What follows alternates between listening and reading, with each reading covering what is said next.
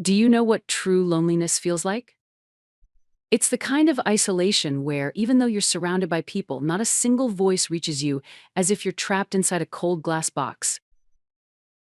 It's the despair of having your goodwill and kindness exploited as a matter of course, not only unappreciated, but tossed aside like trash. This is the record of the hellish days I endured. And it's the story of my fight, how, carrying my beloved father's final lesson in my heart, I broke free from the curse called family that had stolen everything from me and reclaimed my real life. My name is Tracy Simpson. I'm 29 years old.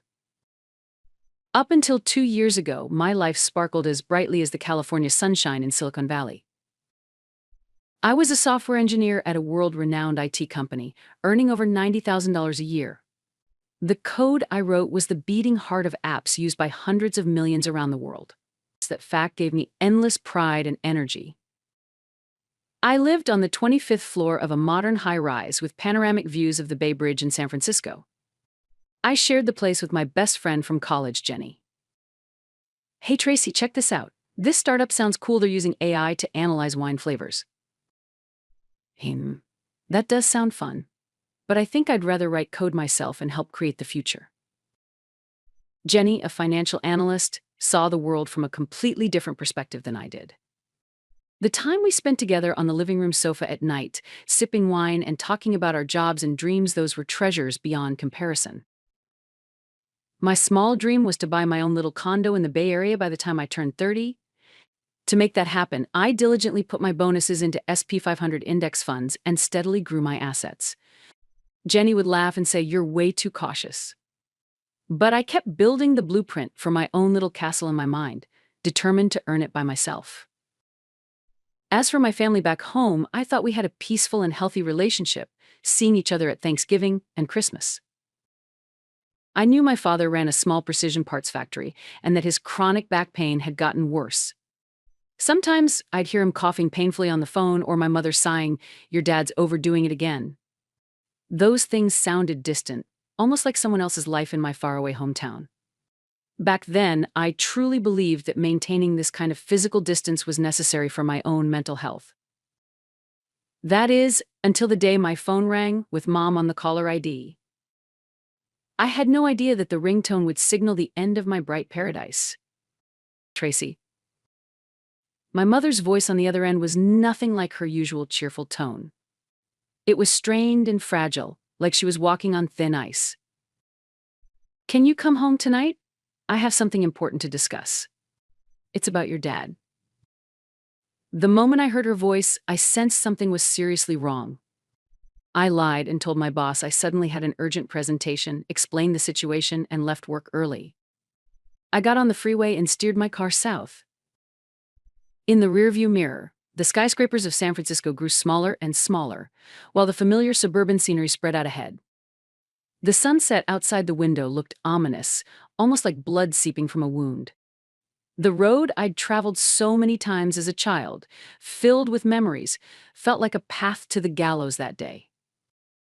When I parked in front of the house and opened the door, the inside was eerily silent. Normally I'd hear the TV or my mother in the kitchen.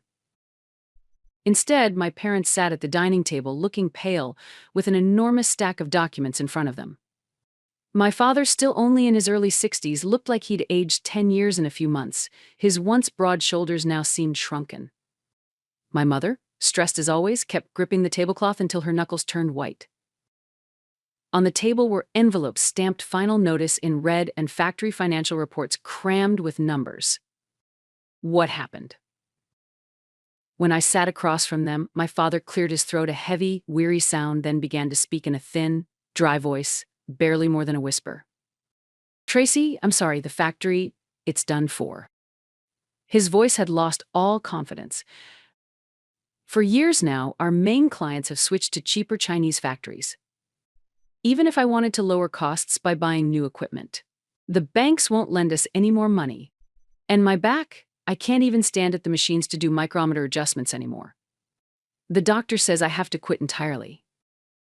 Last month, I used everything we had left to pay retirement money to the last few employees. We can't pay the mortgage anymore." My mother confessed this as if she were admitting a crime. There weren't even tears in her eyes. Sometimes, when despair is that deep, people can't even cry. I'm working part-time at a supermarket, but I only make about $1,500 a month. The mortgage alone is $2,000. We have no idea how we'll pay next month.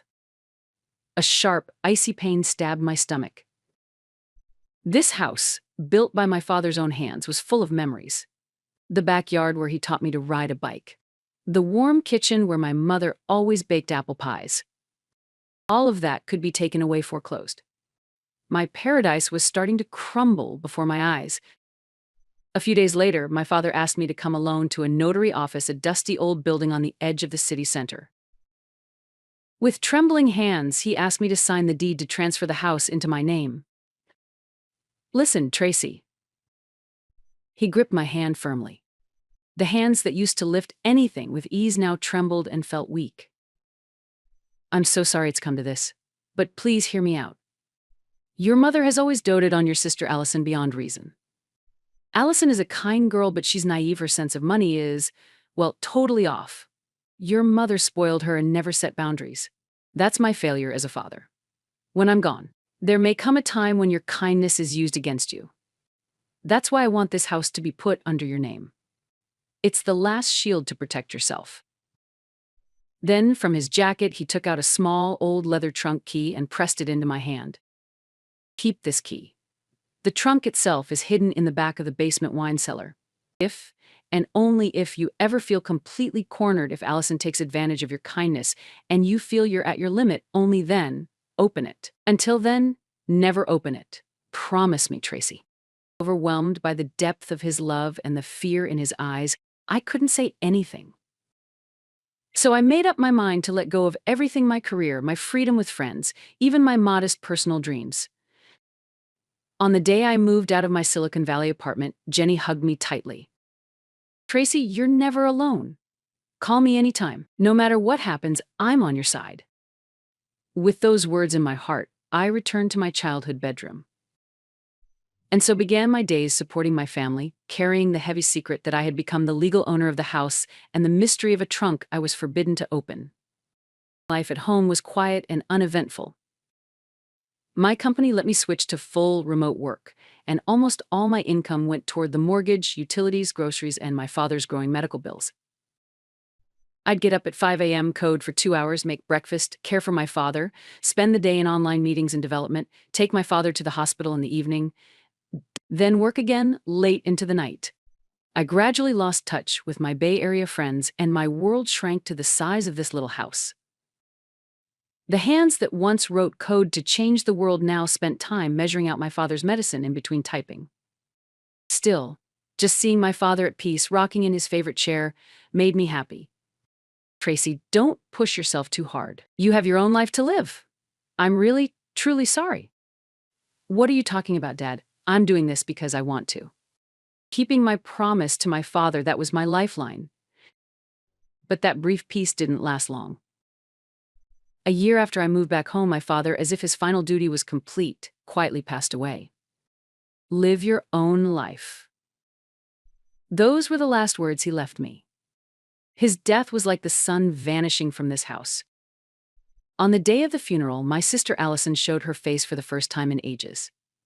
But instead of mourning, she said in front of all the relatives, "Well, now that Dad's gone, what are we going to do with this house? Good thing Tracy has a high-paying job. Guess the mortgage is safe now." Her callous words felt like a thorn in my heart. I desperately supported my grieving mother and took care of everything around the house because of my promise to Dad. I kept telling myself I have to protect this house and Mom. Then, 6 months after my father's death, the real storm struck without warning, kicking down the door of our home. One Saturday afternoon, the doorbell rang. When I opened it, there was Allison with her 2 children, 8-year-old Lucas and 6-year-old Katie. Behind her were piles of suitcases and cardboard boxes. "Hey, Tracy, can you help me with the bags? We're moving in today." Her completely one-sided declaration left me speechless. What? Wait, at least give me some notice. Don't be so cold, we're family. My husband and I got divorced. I have nowhere to go. It's your job as my big sister to help me out." Before I could reply, Allison shoved her kids into the house. My mother, in tears, welcomed her daughter and grandkids back as if it were the happiest surprise. "Oh, Allison, you poor thing. From now on, we'll all be together." From that day, my life descended loudly into hell. Allison had always been the princess of the family, showered with our parents' love. She acted like it was her right that I supported the household finances, always treating me with an air of entitlement. "Tracy, you're living the single life and making good money. It's only right that you do more for the family, right? That's what your earning is for." That became her constant refrain. Expenses for food and utilities soared, and Allison's demands escalated by the day. "Katie wants to take piano lessons. Can you cover the tuition? Lucas needs a new soccer uniform for his team. Can you pay for it? Look at this cute dress. Buy it for me, Tracy. Oh, by the way, I set my phone bill to be charged to your card from this month on." Of course I said no. But it was like my entire salary was turning into an ATM to feed their endless wants. The worst part was when her kids made my home office their personal playground. While I was in a critical video meeting with a client, they'd burst in yelling, rip up important papers, and climb on my desk. More than once, as I was deep into coding, they'd suddenly pull the power cord out. "Please, I need some peace. I'm working on something important." If I raised my voice, Allison would yell from the living room, eyes glued to her phone. "Oh, relax, kids are supposed to be energetic. Maybe if you weren't so uptight, you'd actually get married. You need to be more open-hearted." My mother said nothing, only offering a troubled smile and excusing Allison. "The kids are just excited to be home again, that's all." One day, my boss called me on a video meeting with a stern look. "Tracy, we got a call from your sister." She said, "My sister's mentally unstable and shouldn't be trusted with key projects. She takes her stress out on the kids at home. Care to explain? Don't bring your family problems into the workplace." My face was drained of color. Allison was now actively trying to destroy my career. That night, when I confronted her, she answered without a hint of remorse. "Well, it's true, isn't it? You're always on edge, always snapping at the kids. I was just worried about you, you know? You should be thanking me." I ran to my room and called Jenny, my best friend, in tears. "I don't think I can take this anymore. Allison seems to hate me so much." Jenny frowned on the screen. "Tracy, this isn't normal. This isn't just her taking advantage. She's always been like this, remember? She used to break your toys when you wouldn't give them to her. It's the same pattern. Do you even know the real reason for her divorce? I bet there's more to it. Let me play detective for you." Then, the final straw happened.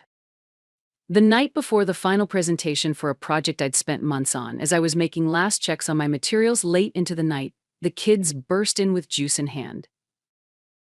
As I shouted, "Get out, that's dangerous," Lucas slipped quite theatrically and dumped orange juice all over my laptop keyboard. The screen flickered, made a snapping sound, and went dead. "What have you done? I need those files for tomorrow." I rushed to the living room, shouting, only for Allison, still glued to her phone, to shrug. "Oh, well, accidents happen. They're just kids, Tracy. You shouldn't leave important things lying around where kids are. It's your fault, really." I couldn't believe it. No one apologized. No one cared about my despair.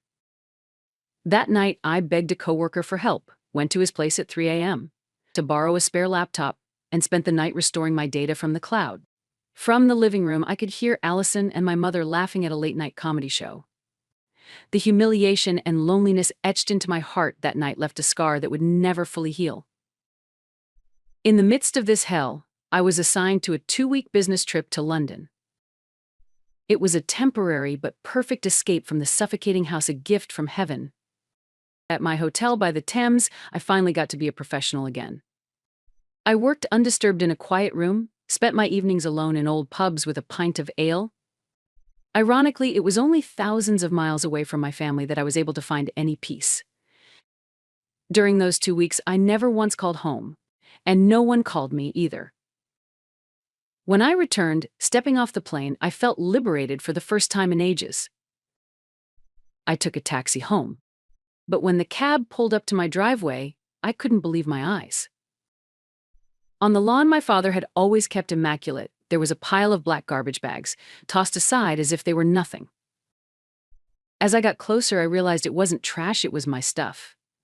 My clothes, my cherished technical books, my college diploma, photos with Jenny, even the silver picture frame of Dad and me, everything I owned was carelessly stuffed into garbage bags. The silver frame was cracked, my father's smiling face distorted. With shaking hands, I tried the front door. Taped, there was a rough note.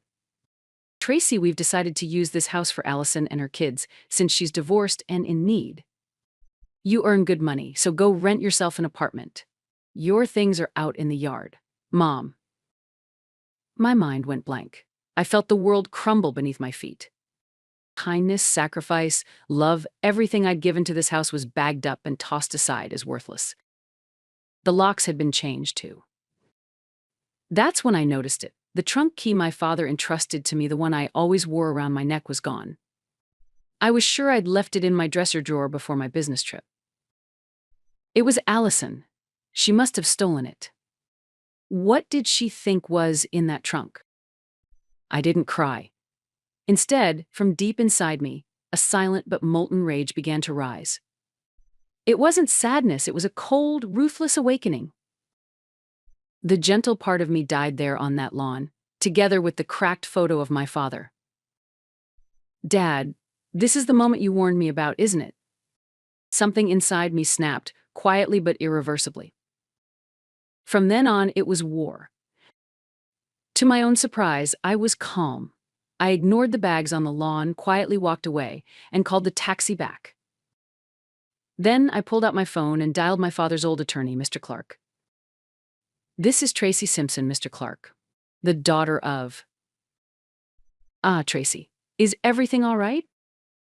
Mr. Clark, it's time. Please execute the plan. All of it.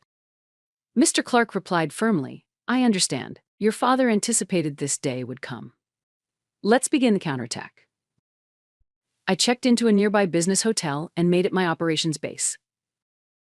While my attorney handled the legal procedures, I opened my laptop and started contacting multiple real estate agents online. I selected the most effective, top-performing agent who could sell the house quickly and at a high price. My whiteboard soon filled with a list of tasks, key contacts, and a timeline. Just then, a message came in from Jenny.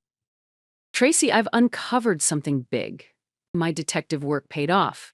I tracked down a friend of Allison's ex on social media and messaged him. He was suspicious at first, but hey, I can act when I have to. I said my friend is suffering because of Allison and got him to open up. The reason for the divorce? Allison tried to embezzle money from her husband's company. She's being sued for fraud and owes a huge amount of money. She must be seriously desperate for cash. Suddenly, all the pieces fit together. Allison's goal was the house. She wanted to sell it or use it as collateral to pay off her debts. That's why she drove me out and stole the trunk key, probably thinking it contained some inheritance or valuables. I immediately contacted the bank and used part of my father's life insurance payout to pay off the mortgage in full. The bank staff were surprised, but I signed the papers without hesitation. Now the house was mine, free and clear, with no debt attached. Everything was ready. On the appointed day, I arrived at what used to be my house with a large moving truck, the real estate agent, Mr. Fisher, and, just in case of any emotional outbursts, 2 police officers as neutral third parties. Planted firmly in the middle of the yard was a brand new sign. For sale. I rang the doorbell and Allison appeared in her pajamas. What the hell are you doing here? How dare you show your face? And what's with that sign? Call Mom, too. I'll explain everything. My voice was so cold and steady, even I was surprised. In the living room, my mother and Allison glared at me. What is the meaning of this, Tracy? How could you pull something so outrageous? My mother shrieked. Without a word, I slid a document from my briefcase onto the table. It was the deed. My name, Tracy Simpson, was clearly listed as the legal owner. I'll explain. Before Dad passed away, he transferred this house to me through all the proper legal steps. In other words, this is truly my house. I could see my mother's and Allison's faces turn as white as a sheet of paper. That's a lie. There's no way, Allison screamed. But then she sneered triumphantly. So what? If you don't pay the mortgage, the bank will repossess the house anyway. Even if you kick us out, you'll get nothing. Serves you right. I looked at her with genuine pity. No, Allison, the mortgage doesn't exist anymore. I paid it off in full with Dad's insurance money. The house is now completely mine, free and clear. That means you two are illegally occupying someone else's property. You're trespassing. What? True despair washed over both their faces. I'll be generous. You have 1 week. If you don't leave by then, these officers will remove you as unlawful occupants. Understood? My mother burst into tears, pleading, Tracy, please, we're family, aren't we? But I cut her off coldly. Did you ever say those words while you were stuffing my things into garbage bags? Behind me, the movers I'd hired began loading up the bags from the yard, treating them with care. It felt like my dignity was finally being restored. I could have taken back all the furniture from the house, but in the end, I only reclaimed the pieces I had purchased myself, leaving the rest behind as a final gesture of goodwill. My mother and Allison could only stand there, dumbstruck. But devils don't die so easily. As the deadline approached, Allison launched a counterattack on social media. Please help us. I'm at a loss with my sick mother and 2 kids. My cruel, heartless sister who made it big in Silicon Valley is throwing us out onto the street, taking away our only home. Her tearful, cleverly edited video spread like wildfire. My face and even my workplace were posted, and I was bombarded with hateful comments. Even the company's contact form was flooded with abuse. Murderer. Monster who abandons her family. Go to hell. I was completely isolated. My coworkers avoided me, and I was on the verge of being removed from projects. In my despair, Mr. Clark, my attorney, contacted me. Tracy, please listen calmly. Your father left me something else, just in case Allison's lies ever cornered you socially.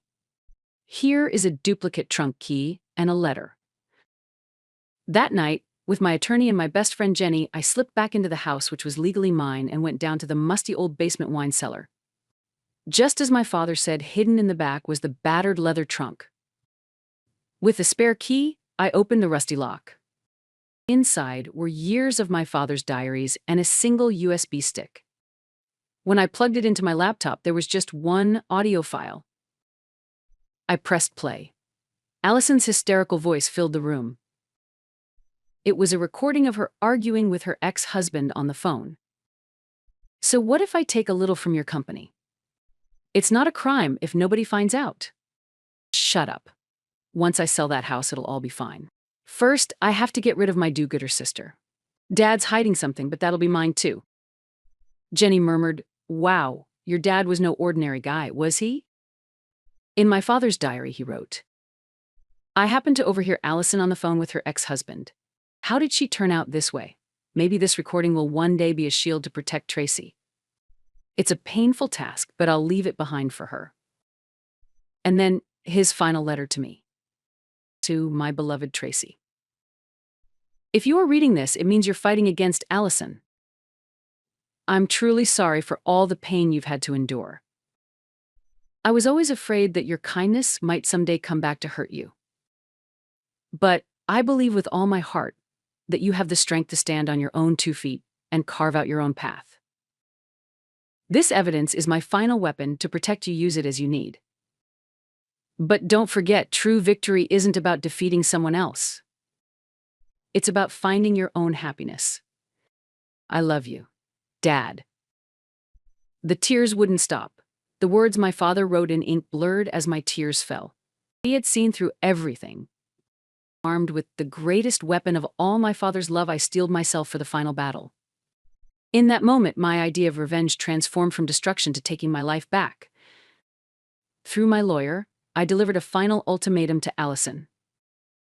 I was prepared to submit the audio recording, proof of her debts, and a copy of my father's diary to her ex-husband's legal team, the police, and every social media platform where she had spread lies.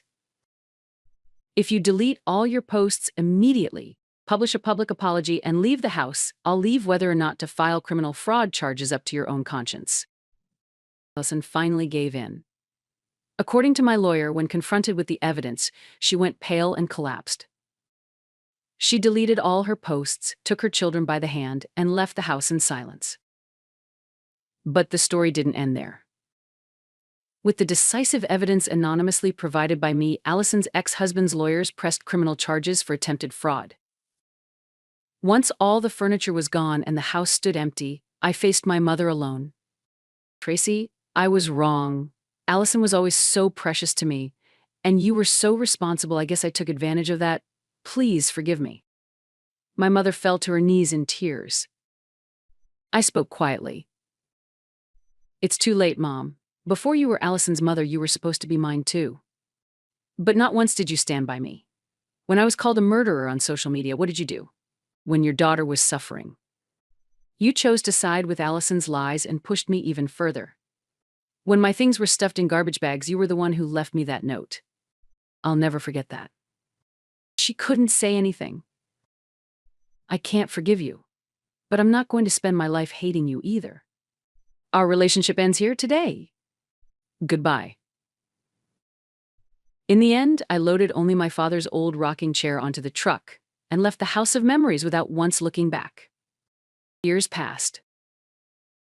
Now, I live in the Bay Area condo I once dreamed about. From the floor-to-ceiling windows, I can see the Golden Gate Bridge shimmering in the distance. At work, I've led big projects and been promoted to team leader. And using a small patent my father left behind, I started a weekend NPO called Dad's Legacy, where I teach programming to underprivileged kids. One day, I saw a young girl coding with sparkling eyes and recognized myself in her. I wanted to carry on my father's spirit of giving to others in a healthy, positive way.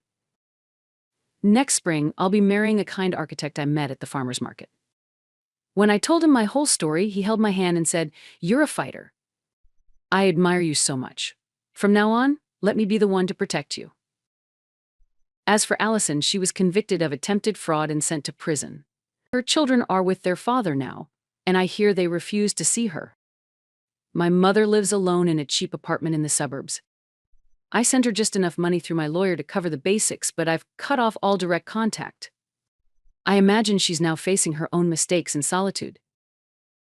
One sunny afternoon, I was out on the balcony of my new home, clinking champagne glasses with my fiancé and my best friend Jenny.